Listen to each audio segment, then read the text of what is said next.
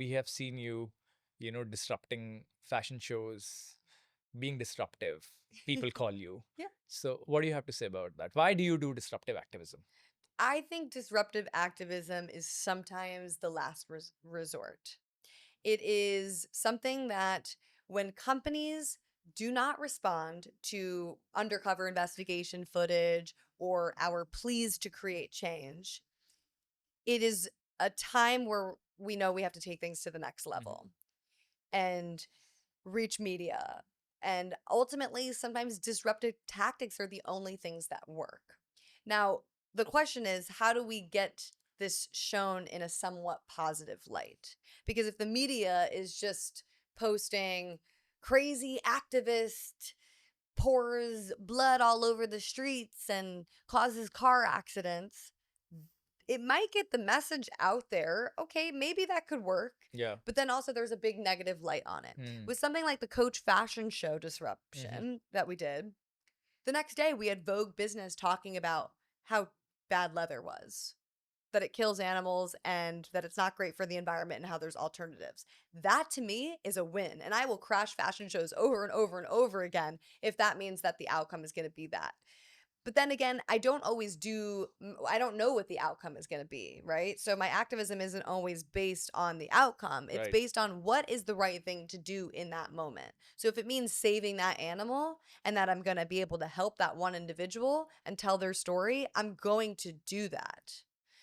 Even if the outcome means that maybe they don't survive because they're so sick or um as with the fashion show example, I just know that I'm going to hold up a sign that says leather kills. And it's as simple as that. It does. You can't argue that.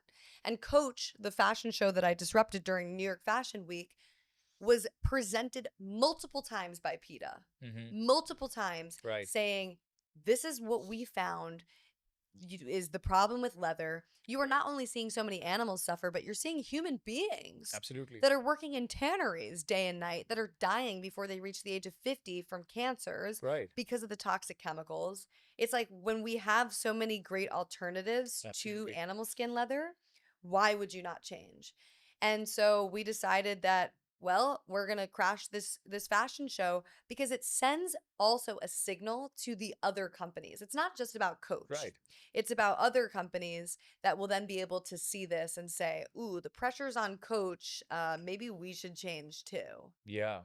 And especially like now there are so many options available for leather, so many alternatives like pineapple leather, Yes. bamboo leather. Right.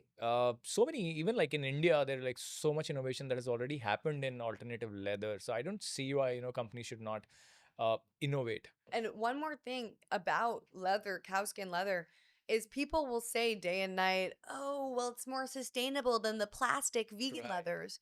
And my question back to them is, do you have any idea how much plastic is in cowskin leather? Yeah, Not only that, the amount of water and resources that it absolutely. takes, the chemicals that go into the skins to keep it from rotting, that then ends up in waterways. Mm. There's nothing sustainable about cowskin leather. Right. And even the worst types of polyurethane and plastic that are sometimes found in vegan leathers are still not as bad Right. as the cowskin leathers. I think it's 7 times less of an environmental impact than Then, the cowskin leather. yeah, absolutely.